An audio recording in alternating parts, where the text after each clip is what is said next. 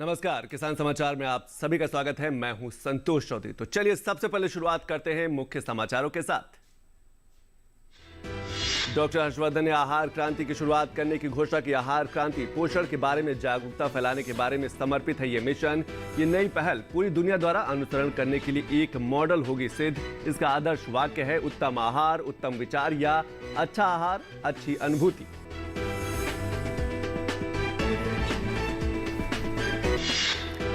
आयुष्मान भारत स्वास्थ्य एवं कल्याण केंद्रों की तीसरी वर्षगांठ पर डॉक्टर हर्षवर्धन ने भारत रत्न बाबा साहब भीमराव अंबेडकर से ली प्रेरणा। अभी तक 75,532 स्वास्थ्य एवं कल्याण केंद्र हो चुके हैं शुरू। डॉक्टर हर्षवर्धन ने कहा कि प्रधानमंत्री ने न सिर्फ लोगों तक अच्छी प्राथमिक स्वास्थ्य सेवाएं पहुंचाने का विजन देखा, बल्कि उसे जमीन पर उतारने के अभियान का भी किया नेतृत्व। 2021 के खरीफ के मौसम के दौरान उर्वरकों की उपलब्धता की समीक्षा करने के लिए केंद्रीय रसायन उर्वरक मंत्री टीवी सदानंद गौड़ा और राज्य मंत्री मनसुख एल मंडाविया ने प्रमुख निर्माताओं आयातकों के साथ एक बैठक की। बैठक में उर्वरक विभाग के वरिष्ठ अधिकारियों ने भी हिस्सा लिया। विभिन्न कंपनियों द्वारा उल्लेखित विभिन्न उर्वरकों, कच्चे माल के लिए लक्षित स्वदेशी उत्पादन और प्रत्याशित आयात को लेकर विस्तार से चर्चा की गई। इसके साथ साथ वाणिज्य और उद्योग मंत्री पीयूष गोयल ने ई सैंटा का उद्घाटन किया। ई सैंटा एक ऐसा बाजार है जो एक्वा किसानों यानी कि मत्स्य पालकों और संबंधित खरीदारों को इलेक्ट्रॉनिक मार्केटिंग सुविधा का मंच उपलब्ध कराएगा। इस अवसर पर गोयल ने कहा कि ई सैंटा से मत्स्य किसानों की आय में वृद्धि होगी, उनकी जीवन शैली बेहतर होगी, उनमें आत्मनिर्भरता के प्रति जागरूकता आएगी और गुणात्मक सुधार के लिए नए विकल्प उपलब्ध होंगे। और अब खबरें विस्तार से। स्वास्थ्य जागरूकता को जन आंदोलन बनाने के लिए शुरू किए गए आयुष्मान भारत स्वास्थ्य एवं कल्याण केंद्रों की तीसरी वर्षगांठ के अवसर पर केंद्रीय स्वास्थ्य मंत्री डॉक्टर हर्षवर्धन ने भारत रत्न बाबा साहब भीमराव अंबेडकर से प्रेरणा ली और अभी तक 75,532 स्वास्थ्य एवं कल्याण केंद्र शुरू हो चुके हैं। डॉक्टर हर्षवर्धन ने इस कार्यक्रम के बारे में बताते हुए कहा कि 3 साल पहले यानी कि 2018 में प्रधानमंत्री नरेंद्र मोदी ने छत्तीसगढ़ के बीजापुर जिले के जांगला में पहले आयुष्मान भारत स्वास्थ्य और कल्याण केंद्र का उद्घाटन किया था। स्वास्थ्य सेवाओं की रीढ़ के रूप में HWC की भूमिका को स्पष्ट करते हुए मंत्री ने कहा कि प्रधानमंत्री के पास न केवल एक दूरदृष्टि थी, बल्कि उन्होंने इसे जमीन पर उतारने का भी नेतृत्व किया। और ये आगे बताया कि यह कदम स्वास्थ्य को जन आंदोलन के रूप में संस्थागत बनाने में महत्वपूर्ण साबित होगा। महामारी के बावजूद भारत ने अब तक 75,532 HWC का संचालन किया और दिसंबर 2022 तक 1.5 यानी कि 1.5 लाख HWC और स्थापित करने का कार्य जोरों पर है। महिलाएं इस आंदोलन की अगुवाई कर रही हैं और क्योंकि सभी फ्रंटलाइन स्वास्थ्य कार्यकर्ताओं, आशा वर्कर्स और एनएम में महिलाएं शामिल हैं, HWC पर घर से निकटता और व्यक्तिगत देखभाल के चलते बड़ी संख्या में महिलाओं को इन केंद्रों पर जांच और इलाज के लिए आगे आने में सक्षम बनाया गया है। और 2021 के खरीफ के मौसम के दौरान उर्वरकों की उपलब्धता की समीक्षा करने के लिए केंद्रीय रसायन एवं उर्वरक मंत्री डी.वी. सदानंद गौड़ा और राज्य मंत्री मनसुख मंडाविया ने प्रमुख निर्माताओं आयातकों के साथ एक बैठक की। बैठक में उर्वरक विभाग के वरिष्ठ अधिकारियों ने भी हिस्सा लिया। विभिन्न कंपनियों द्वारा उल्लेखित विभिन्न उर्वरकों के और कच्चे माल के लक्षित स्वदेशी उत्पादन और प्रत्याशित आयात को लेकर विस्तार से चर्चा की गई। देश में यूरिया की उपलब्धता के संबंध में उद्योग ने विभिन्न यूरिया इकाइयों के पुनरुद्धार को लेकर सरकार के प्रयासों की सराहना की है, जिनसे आने वाले समय पर आयात पर निर्भरता धीरे धीरे कम होगी। उर्वरक सचिव ने चालू खरीफ 2021 मौसम के दौरान सभी राज्यों में यूरिया की पर्याप्त उपलब्धता का संकेत दिया है। फर्टिलाइजर एसोसिएशन ऑफ इंडिया के महानिदेशक सतीश चंद्र ने बताया कि 2021 के खरीफ के मौसम के पहले 3 महीनों की मांग को पूरा करने के लिए पर्याप्त स्तर पर विभिन्न उर्वरकों और कच्चे माल के भंडार मौजूद हैं। सचिव उर्वरक ने विभिन्न राज्यों के लिए विभिन्न उर्वरकों की जरूरतों का परिदृश्य पेश किया और कंपनियों को विभिन्न उर्वरकों की समय पर आपूर्ति सुनिश्चित करने की सलाह भी दी गई है। कंपनियों ने सीधे आश्वस्त किया है कि आने वाले दिनों में किसानों को समय पर पर्याप्त रूप से और सस्ती कीमतों पर उर्वरक उपलब्ध कराए जाएंगे। सभी प्रमुख कंपनियों ने यह भी साफ कर दिया है कि केंद्रों, थोक केंद्रों, भंडार केंद्रों, गोदाम आदि स्थलों पर उपलब्ध मौजूदा भंडार पुरानी दरों पर उपलब्ध कराए जाएंगे। रसायन एवं उर्वरक राज्य मंत्री ने सभी कंपनियों की सलाह दी है कि फॉस्फेटिक एवं पोटेशिक उर्वरकों के किसी भी मूल्य को बदलने से पहले उर्वरक विभाग से परामर्श जरूर लिया जाए। और वाणिज्य और उद्योग मंत्री पीयूष गोयल ने ई सैंटा का उद्घाटन किया। ई सैंटा एक ऐसा बाजार है जो एक्वा यानी कि एक्वा किसानों यानी कि मत्स्य पालकों और संबंधित खरीदारों को इलेक्ट्रॉनिक मार्केटिंग सुविधा का एक मंच उपलब्ध कराएगा। इस अवसर पर गोयल ने कहा कि ई सैंटा से मत्स्य किसानों की आय में वृद्धि होगी, उनकी जीवन शैली बेहतर होगी उनमें आत्मनिर्भरता के प्रति जागरूकता आएगी और गुणात्मक सुधार के नए विकल्प उपलब्ध होंगे।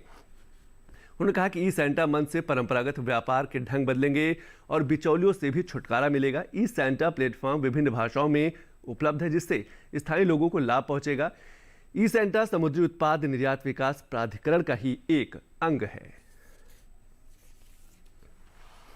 और डॉक्टर हर्षवर्धन ने आहार क्रांति की शुरुआत करने की घोषणा की। आहार क्रांति पोषण के बारे में जागरूकता फैलाने के बारे में एक मिशन की तरह काम करेगा। देश भर में लोगों को इस बात के लिए जागरूक करेगा कि कैसे वो अपने पोषण संबंधी चीजों को और बेहतर कर सकते हैं।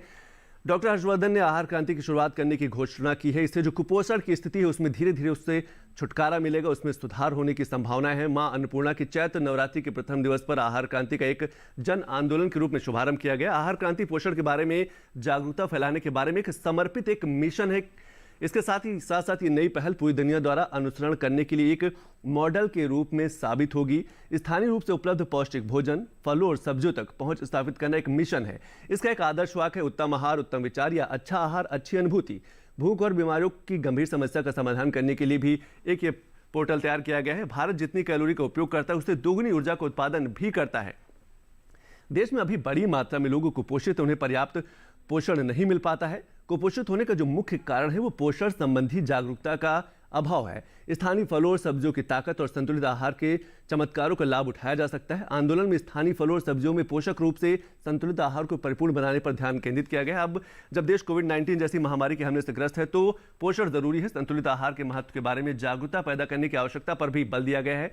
यह मिशन बेहतर पोषण और बेहतर कृषि को बढ़ावा देने का लगातार प्रयास करेगा, क्योंकि पोषण संबंधी जो जानकारी है वो बहुत ही जरूरी है। और केंद्रीय पर्यावरण, वन और जलवायु परिवर्तन मंत्री प्रकाश जावड़ेकर ने जलवायु परिवर्तन पर आयोजित एक समारोह को संबोधित किया। पेरिस से ग्लासगो तक जलवायु परिवर्तन पर वैश्विक कार्रवाई को तेज करने के विषय पर आयोजित कार्यक्रम को संबोधित करते हुए उन्होंने कहा कि भारत पेरिस जलवायु संधि पर अमल करने वाला एकमात्र G20 देश है। हमने जितना वायदा किया था उससे ज्यादा करके दिखाया है। I am very happy to report that India is the only G20 country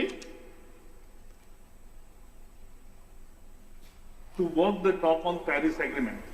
United Nations Environment Programme, UNEP, Climate Tracker, Climate Performance Index, all such surveys have adjudged India one of the best countries on performance from 2015 to 2020. Many countries have forgotten their pre-2020 commitments. We have done more than what we promised. और देश में lemon grass यानी कि नींबू grass का रकबा जो है धीरे धीरे बढ़ता जा रहा है। किसान इससे अधिक आमदनी भी कर रहे हैं और इसका जो रकबा है यानी कि किसान इस खेती के प्रति आकर्षित हो रहे हैं। वो परंपरागत खेती छोड़कर लेमन ग्रास की खेती कर रहे हैं। 1 एकड़ में 2 लाख रुपए की कमाई लेमन ग्रास की खेती कर किसान आसानी से पैसा कमा रहे हैं, आत्मनिर्भर बन रहे हैं। इसका रकबा धीरे धीरे बढ़ रहा है। बड़ी संख्या में भारत के किसान अब लेमन ग्रास, जिसे हम नींबू की घास की खेती भी कहते हैं, उसको खेती करने लगे, उसका रकबा बढ़ा रहे हैं। लेमन ग्रास को आम बोलचाल की भाषा में नींबू घास भी कहा जाता है और इसकी जो उत्पादन क्षमता है वो भी अधिक है। किसान जो है आर्थिक रूप से संपन्न भी होता है। 1 एकड़ में 2 लाख रुपए की कमाई होती है। लेमन ग्रास की खेती कर किसान अच्छा मुनाफा कमा रहे हैं, यानी कि लागत कम आती है लेकिन जो उत्पादन होता है वो अधिक होती है। पारंपरिक खेती की तुलना में आधुनिक खेती अब कमाई के ज्यादा स्रोत विकल्प के रूप में उभर कर सामने आती है। ज्यादा महत्वपूर्ण जो लक्ष्य है वो उसको प्राप्त किया जा सकता है। आधुनिक खेती ज्यादा सुरक्षित होती है और इन फसलों की मांग लगातार बाजार में बनी रहती है और इसी का फायदा किसानों को मिलता है। यही कारण है कि किसान अब नए किस्म के फसलों की खेती की तरफ रुख कर रहे हैं, यानी कि आकर्षित हो रहे हैं। जो परंपरागत खेती है, गेहूं, धान, गन्ना, इनसे हटकर ये आधुनिक खेती भी कर रहे हैं। बड़ी संख्या में भारत के किसान अब लेमन ग्रास की खेती करने लगे हैं। उत्तर प्रदेश, मध्य प्रदेश, राजस्थान ऐसे कई राज्य हैं जहां पर उनके जिलों में खेती की जा रही है। लेमन ग्रास में सिंट्रोल की मात्रा 80 से 90% तक होती है। यही इसकी गुणवत्ता को बढ़ाती है, यही इसके बाजार में मांग बढ़ाती है। लेमन ग्रास की खेती कर रहे किसान बताते हैं कि इस पर आपदा का प्रभाव नहीं पड़ता और पशु भी नहीं खाते हैं। यह रिस्क फ्री फसल भी है। लेमन ग्रास की रोपाई के बाद सिर्फ 1 बार निराई करने की जरूरत पड़ती है और सिंचाई भी साल में सिर्फ 4-5 बार ही करनी पड़ती है। और छोटे किसानों के लिए खेती करना काफ़ी कठिन होता है, क्योंकि खेत की जुताई के लिए उनके पास ना तो हल होता है और ना ही बैल की जोड़ी। इतने छोटे छोटे खेतों में ट्रैक्टर से जुताई भी मुमकिन नहीं होती। ऐसे में उनकी समस्या को एक किसान ने समझा और उसने देसी जुगाड़ का इजाद किया। जी हाँ, उसने घर में पुरानी पड़ी साइकिल से हल बनाया और उससे जुताई करनी शुरू कर दी।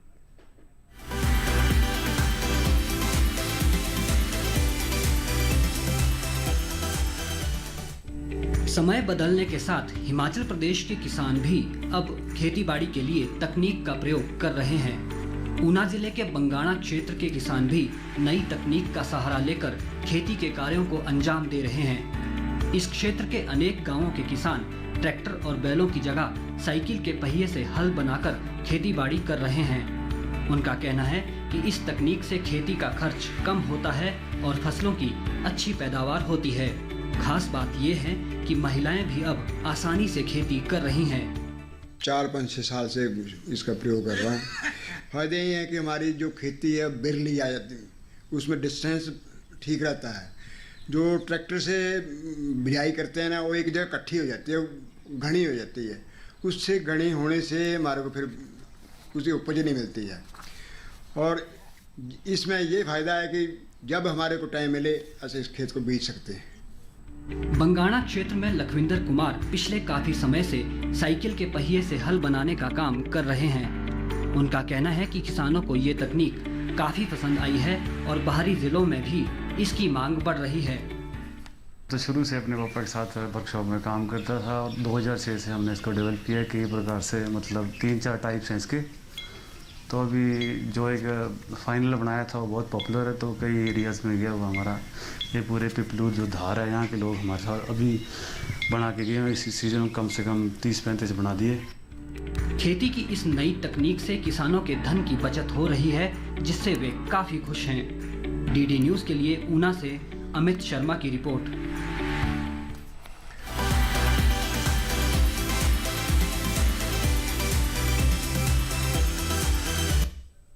और कहते हैं कि जहां चाह वहां राह। सफलता का ये एकमात्र ऐसा सूत्र है जिसके जरिए कठिन से कठिन काम को आसान किया जा सकता है और नामुमकिन सी लग रही मंजिल को भी हासिल किया जा सकता है। हरिद्वार जिले में मंगलौर क्षेत्र का एक इंजीनियर ने जज्बा फार्म शुरू करके न सिर्फ अपने लिए बल्कि अपने इलाके में बाकी नौजवानों के लिए रोजगार के नए रास्ते खोल दिए। पेश है खास रिपोर्ट।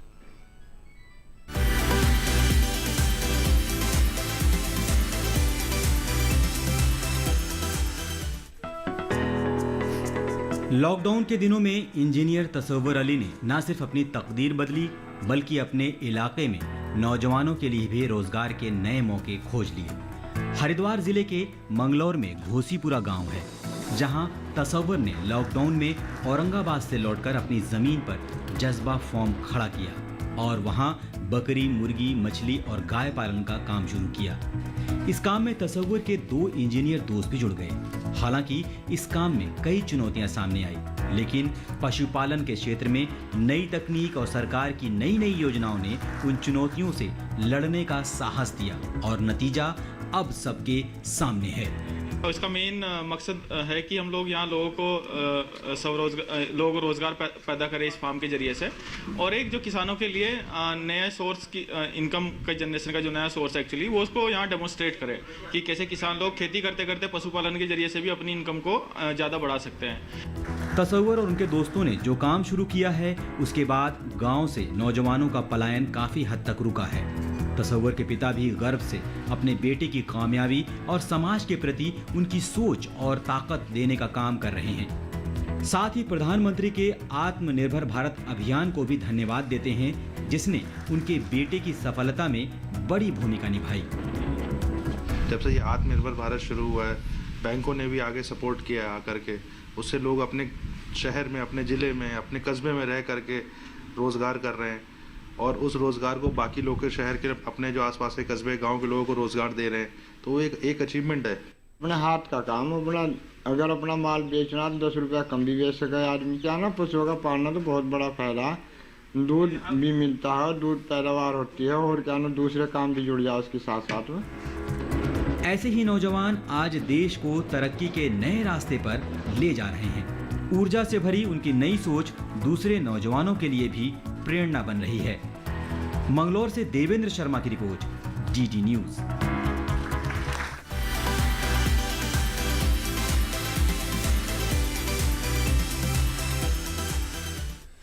और अपनी प्राकृतिक सुंदरता, शॉल और टोपी के लिए देश दुनिया में प्रसिद्ध कुल्लू घाटी अब कुल्लूवी साड़ी के लिए भी जानी जाएगी।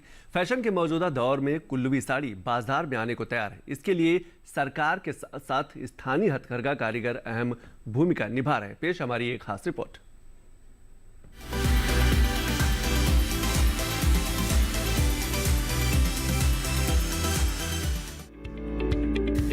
स्थानीय उत्पादों को बढ़ावा देने की केंद्र सरकार की योजनाएं हिमाचल प्रदेश के कुल्लू घाटी की आर्थिक तस्वीर बदलने जा रही हैं। अभी तक कुल्लू घाटी अपनी प्राकृतिक सुंदरता के साथ साथ शॉल और टोपी के लिए विख्यात थी, लेकिन शीघ्र ही कुल्लू घाटी हथकरघा पर बनी साड़ी के लिए भी जानी जाएगी। ये संभव हुआ है स्थानीय हथकरघा कारीगरों, राष्ट्रीय पुरस्कार विजेता बुनकर सोहन सिंह, जिला प्रशासन और भारत सरकार के वस्त्र मंत्रालय के संयुक्त प्रयासों से। कुल्लू के उपायुक्त ऋचा वर्मा का कहना है कि प्रशासन कुल्लू की साड़ी की प्रदेश से बाहर मार्केटिंग की व्यवस्था करेगा ताकि ये साड़ी देश भर में बिक सके। साड़ी एक ऐसा परिधान है जो पूरे भारतवर्ष में किसी भी स्टेट की महिला पहनती है। ये ऐसा नहीं है कि कोई स्टेट स्पेसिफिक परिधान है, इसको किसी भी स्टेट की महिला पहनती है। तो यहाँ पे जो भी टूरिस्ट आएगा वो भी इसको खरीदेगा और हम और भी प्रयास करेंगे, इसकी मार्केटिंग अच्छी डेवलप करेंगे ताकि ये जो है हमारी साड़ी कुल्लू से बाहर भी जाए और वहाँ भी बिके। इसके लिए जो भारत सरकार की मिनिस्ट्री ऑफ टेक्सटाइल्स है और गवर्नमेंट ऑफ हिमाचल प्रदेश का इंडस्ट्री डिपार्टमेंट है, इनके कोलैबोरेशन से हम प्रयास कर रहे हैं। हमारे पास मास्टर ट्रेनर्स हैं और कुछ हमने फैशन डिज़ाइनर्स को भी हायर किया था। इनसे हम मैक्सिमम लोगों को धीरे धीरे ट्रेन करने की कोशिश कर रहे हैं। केंद्रीय वस्त्र मंत्रालय के सहायक निदेशक अनिल साहू का दावा है कि कुल्लू शॉल की तरह ही कुल्लूवी साड़ी भी अपनी अलग पहचान बनाएगी।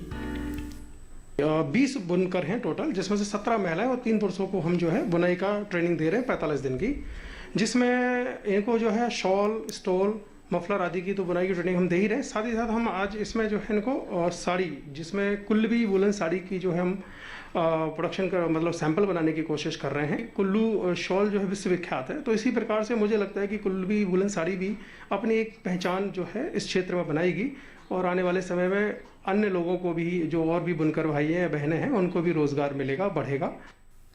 कुल्लूवी साड़ी का प्रशिक्षण हासिल कर रही महिलाएं भी इस अभिनव प्रयास से उत्साहित हैं और वे चाहती हैं कि ये साड़ी खूब बिके। मैं यहाँ पर बुनकर सेवा केंद्र कुल्लू द्वारा चलाई जा रही 45 दिवसीय बुनाई ट्रेनिंग ले रही हूँ, जिसमें मैं पहली बार कुल्लूवी वुलन साड़ी की बुनाई कर रही हूँ। और आज तक हमने शाल, टोपी, जो मफलर, स्टॉल बनाया, सब कुछ बनाया और अब साड़ी बना रहे हैं। अब बहुत अच्छा लग रहा है और डिज़ाइन भी अच्छा लग रहा है। तो हम चाहते हैं कि आगे भी हमारी जो साड़ी की खूब बिक्री हो, हमारे लिए भी बेनिफिट हो, हम भी कमाई करते हैं, अच्छा लगता है। बुनकरों की सहकारी सभा भुट्टिको के अध्यक्ष सत्य प्रकाश ठाकुर का मानना है कि कुल्लू हैंडीक्राफ्ट यदि साड़ी में परिवर्तित होता है तो इससे न केवल हथकरघा उत्पादों में विविधता आएगी, बल्कि इसका बुनकरों को भी फायदा होगा। ये एक बहुत ही अच्छा प्रोजेक्ट है और इससे डाइवर्सिफिकेशन ऑफ प्रोडक्ट्स में जो है मदद मिलेगी कुल्लू के। जैसे हमारे कुल्लू की शालें हो गई, स्टोल हो गया, पोंचू हो गए या डिफरेंट रेडीमेड गारमेंट्स है वो हो गए, क्योंकि एक ही चीज़ से तो बिक्री नहीं बढ़ती जब तक कि वो एक वैरायटी ऑफ प्रोडक्ट्स ना हो। तो अगर कुल्लू क्राफ्ट जो है साड़ी में भी अगर ये परिवर्तित होगा तो कुदरती बात है यहाँ के जो बुनकर है, यहाँ के जो कोऑपरेटिव्स हैं या इस काम को करने वाले प्राइवेट अदारे हैं, उनको फायदा होगा। राष्ट्रीय पुरस्कार से सम्मानित सोहन सिंह, जो साड़ी बनाने का महिलाओं को प्रशिक्षण दे रहे हैं, उनका कहना है कि प्रशासन का ये कदम हथकरघा उद्योग से जुड़े लोगों की आर्थिकी मजबूत करेगा। यहाँ जो है पीपल सेंटर की तरफ से जो ट्रेनिंग सेंटर चलाया जा रहा है, उसमें मैंने वैसे तो शॉल, टोपी जो भी है बहुत सारे पहले बनाते थे, लेकिन इसमें इस बार जो है वो साड़ी का जो है नया ट्रेड चालू किया है, जिससे कि लोगों को जो इसमें नई आइटम मिल रही है, लोगों को काफ़ी अच्छा लग रहा है और इसमें लोगों को रोज़गार भी अच्छा मिलेगा। हथकरघा से कुल्लवी साड़ी बनाने के लिए जिले के बरशोगी गांव में समर्थ योजना के तहत 17 महिलाओं और 3 पुरुषों को साड़ी बनाने का प्रशिक्षण दिया जा रहा है। डीडी न्यूज के लिए आशीष शर्मा की रिपोर्ट।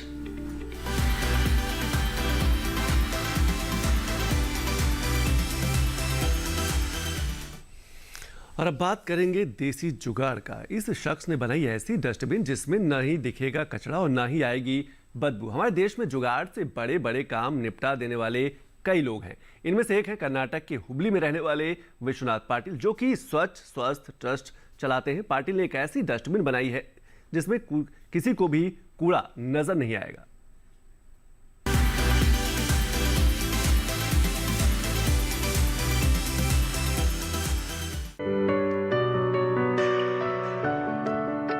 अपशिष्ट प्रबंधन और बड़ी संख्या में सेप्टिक टैंकों से कचरे का ओवरफ्लो होना अक्सर चिंता का विषय रहता है। इस परेशानी को देखते हुए कर्नाटक के हुबली के एक व्यक्ति ने एक भूमिगत कूड़ेदान से जुड़ी एक अनोखी निपटान प्रणाली इजाद की है। विश्वनाथ पाटिल का इनोवेशन एक कॉम्पैक्ट डिवाइस है जो मानव संपर्क के बिना डस्टबिन को जमीन के नीचे रखता है और साफ करता है। विश्वनाथ पाटिल स्वच्छ स्वस्थ ट्रस्ट चलाते हैं और लोगों को स्वच्छता के प्रति जागरूक भी करते हैं।